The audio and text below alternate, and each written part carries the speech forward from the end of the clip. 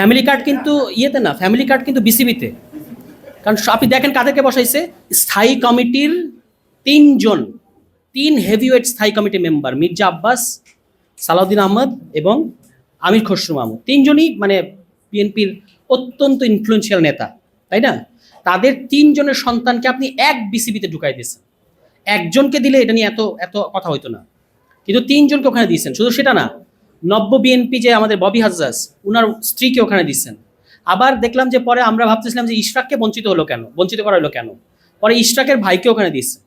ঠিক আছে, লজিস্টিক্সের একটা ইয়েতে আর কি। তো মানে ফলে ওই যে হাসনাত সংসদে যেটা বলছেন, যেটা আপনি বাপের দোয়া ক্রিকেট টিম বানাই ফেলছেন, পারিবারিক ক্রিকেট টিম হয়ে গেছে। কালকে কয়েকজন বাইক রাইডারের আমি মন্তব্য শুনছিলাম, মানে প্রতিক্রিয়া, যারা এই যে লাইনে দাঁড়িয়েছে 12 ঘন্টা 13 ঘন্টা করে দাঁড়িয়ে আছে। তো একজন বলতেছে এটা হলো কুত্তার জীবন, আপনি খেয়াল করবেন মানুষের রিয়াকশনগুলো কি, এটা হলো কুত্তার জীবন। আরেকজন বলতেছে যে আগুন জ্বালাই দিব নিজের গায়ের মধ্যে।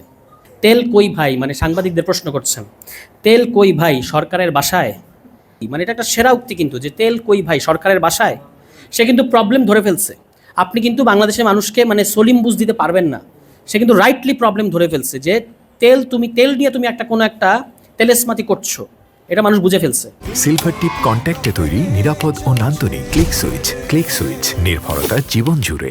এপ্রিল মাসের প্রথম সপ্তাহে 2টা কোম্পানিকে 1 লক্ষ মেট্রিক টন করে মোট 2 লক্ষ মেট্রিক টন ডিজেল আনার অর্ডার দেওয়া হয়েছে।